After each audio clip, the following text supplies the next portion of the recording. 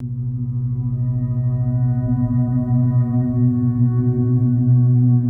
thanks for tuning in. There's a new idea about addictions that we are gradually beginning to formulate, and I want to bring you up to the minute as to what the developments are.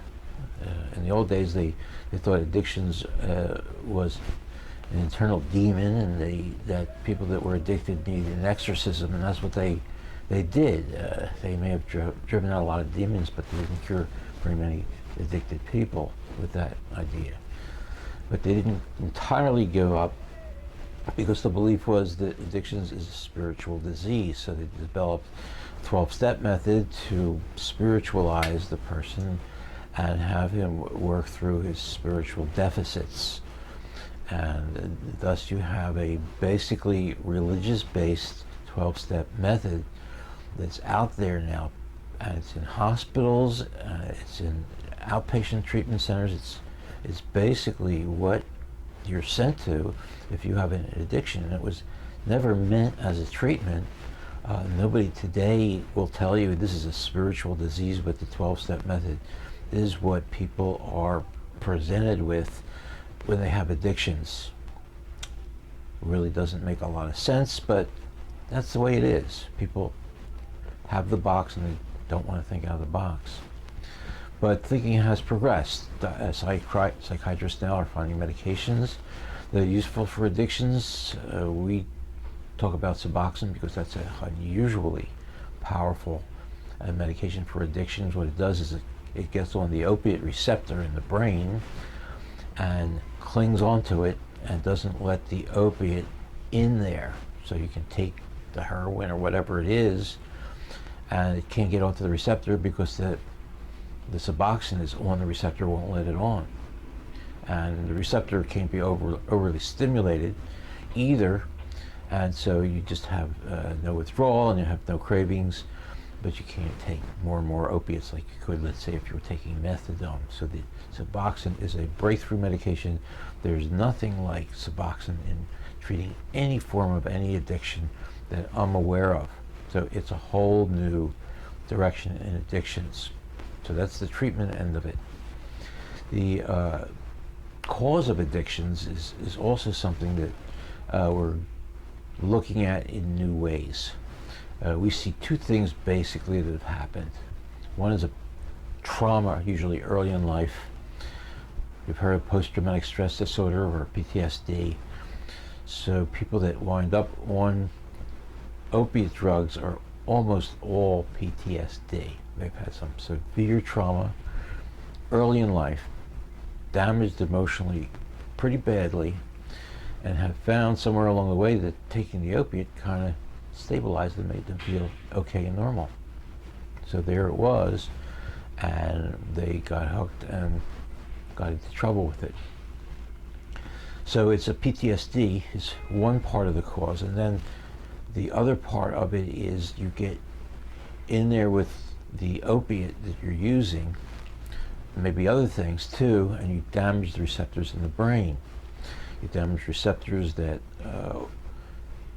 will cause depression if they're damaged, or cause anxiety or panic attacks if they're damaged.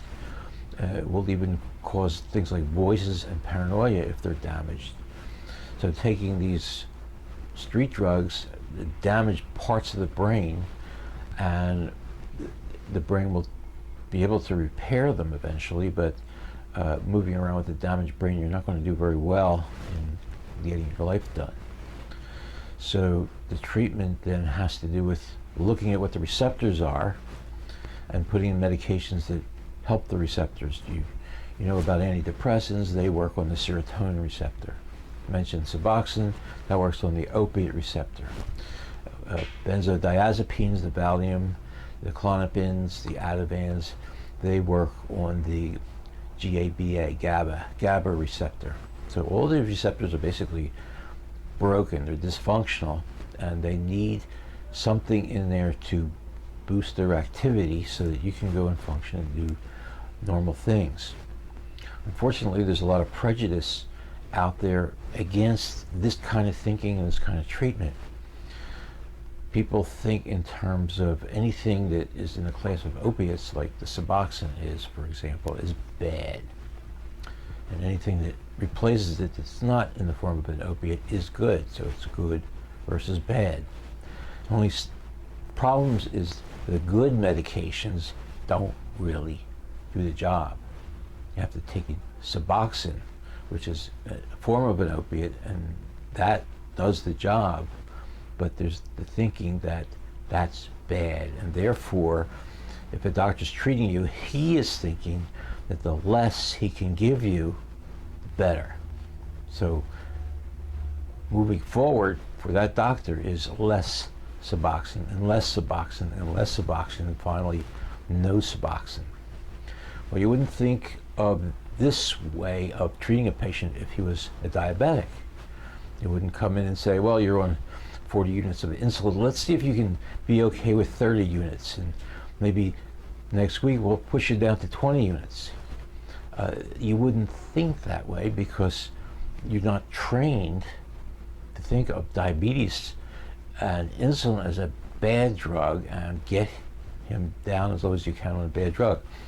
But because this good bad kind of thinking, black white thinking, is very much a part of the providers of patients now, you have a lot of poor treatment out there.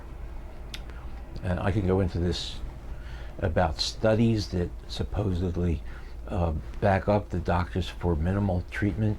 Well, if you look at the studies, they don't have anything to do with people who have PTSD.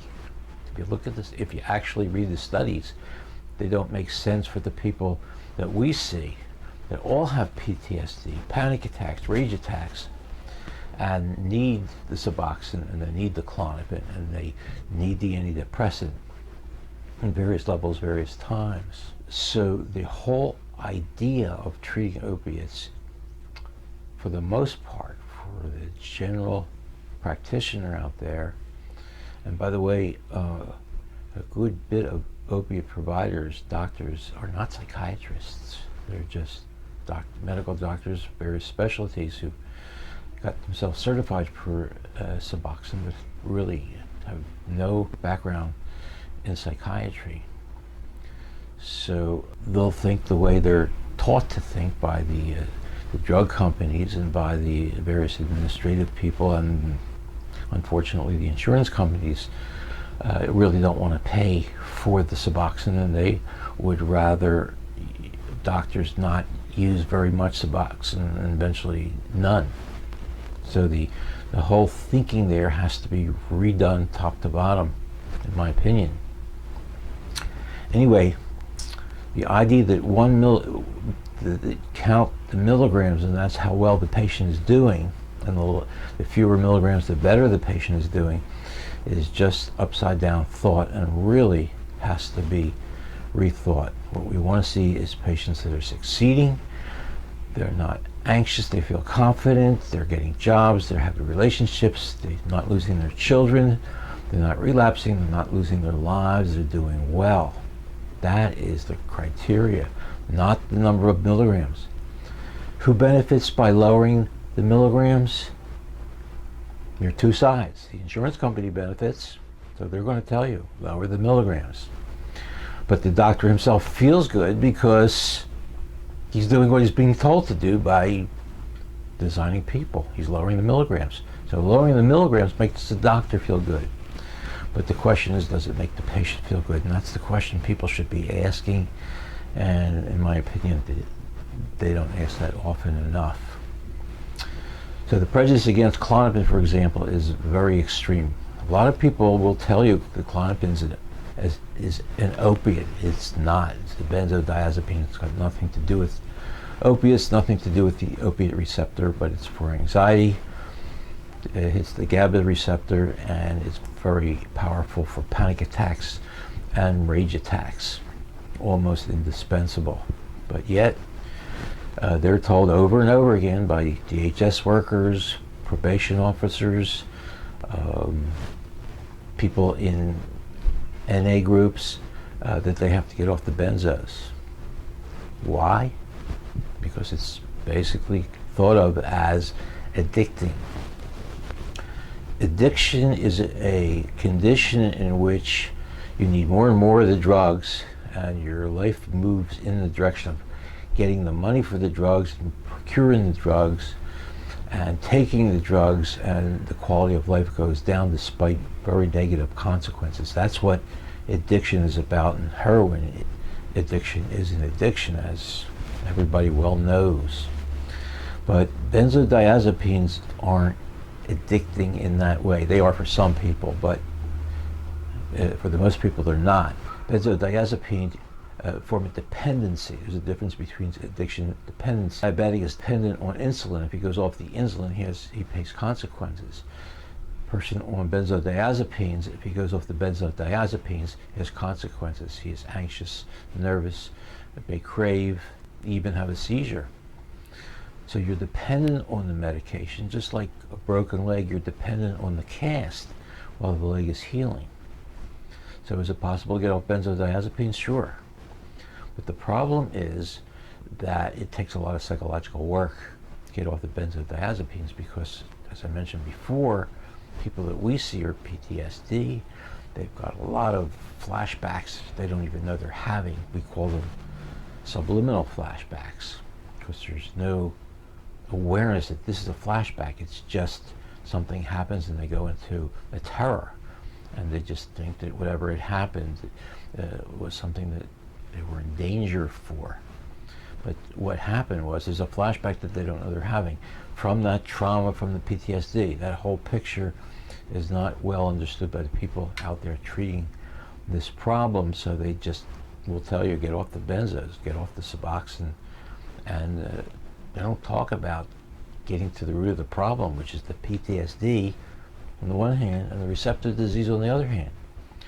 So the thinking has to go in these new directions.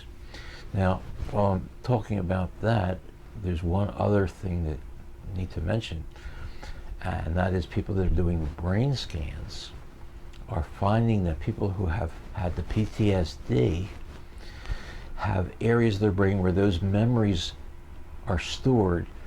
The brain tissue has deteriorated and shrunk and become thin. There's cortical thinning in those areas.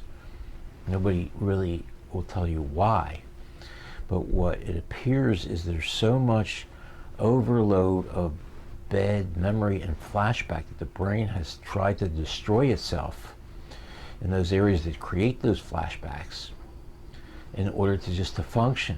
So it's the brain's answer to it needs a benzodiazepine, and it just shuts off brain area and eventually it kills brain cells so that you're not totally plagued by panic attacks.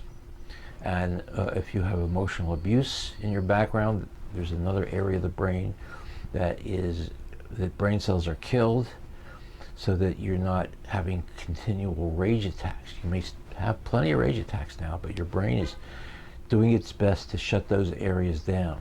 And there's 4 or 5 different locations. I don't well understand what those other locations do, but you can get the general picture. They're hyperactive, they interfere with proper living and social needs, and the brain recognizes this, tries to shut those areas down, desensitize them, and kills off the brain cells. We find that people in recovery, well-intentioned, coming to treatment, taking their medications, we can see the result of these damaged areas just by talking to them, because they will get on a kick if they're talking about something that happened, that were triggered. Whatever his mother yelled at me today, and they will indefinitely launch into a tirade against the trigger and be unable to go off of that thought process onto what does that mean in terms of your self-esteem, what does that mean in terms of the trauma that you may be getting flashbacks to, what does that mean in terms of your mother's needs. So the empathy question, the investigative question, the open-mindedness, it's all shut down. And to me, that signifies that there's areas of brain damage that don't allow that kind of analytic thinking in that individual. We see this and hear this all the time. In more damaged individuals, they'll say, I need more Suboxone than I'm getting. And doctor may respond saying, well, you're getting the maximum dose I want to give you. And it's the same question again, and same question again, and same question 4, 5, 6, 7 times. Won't hear the answer he doesn't want to hear. And it of course gets the practitioner very upset because the patient's not listening. But what we think about now is that there are areas of the brain that can't process the answer that makes sense, because he can't make sense of it because he doesn't have the brain tissue that's needed to come up with the conclusion that the doctor wants him to come up with. So we see brain injury just in conversations. We see impulse control all the time. If you're a therapist and you give a group, you'll see, and you say, there's no side talking in this group. You go 5 minutes and there's side talking. And you say something and it stops, and 5 minutes later, it's still there. There's no impulse control. It's damage, damage, damage, damage. And you can see this damage on the brain scans. And we're just beginning to see the brain as a map of the personality on a photographic plate, which is an incredible finding, that the personality is all there. We've known for years and years and years that there's a map of every part of the body on the brain. The left little toe, the surgeon will tell you exactly where on the brain that receptor exists for the left little toe. It's all mapped on the brain. So what we're finding is that the personality, and all the pieces of the personality, empathy, fear, sibling rivalry, memories of traumas, hang-ups, needs to avoid. We can see that someday all this will be found, mapped on the brain, just like it is anatomically. And people will look at these brain scans and they'll be able to say, this person needs some cognitive therapy in this area or that area. Problem handling his sexuality, because we see big damages in those areas. Turns out that person suffered sexual abuse and the brain shut that area off because it wasn't functioning properly. And so there's no sexual activity in the brain because the brain has killed off the cells that it needs to have sexual interest and libido and such. So the brain scans now are going to be very important in looking at patients and seeing where the damage is, what the deficits are, and we're getting more and more data about what the receptors are doing and which receptors aren't triggering and firing right. We've known about serotonin for 25, 40 years and given antidepressants that long, and because we know that those receptors are not functioning properly. So we've got a few of them that we're talking about: schizophrenia and the D2 receptor. We know that the D2 is actually hyperactive, and the drugs tone that down, dysfunction. So more and more we're looking at this thing as a receptor disease. On the one hand, as a PTSD.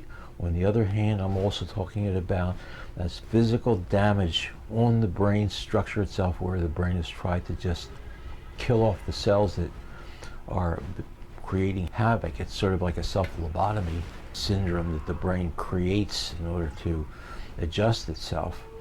So we're looking at addictions and other mental conditions in a very new way, and the treatments have to go along with the evidence, not with the opinions of people who are thinking in terms of old ideas. Direction is new, and direction is very powerful. So thanks for listening, and we'll talk to you later.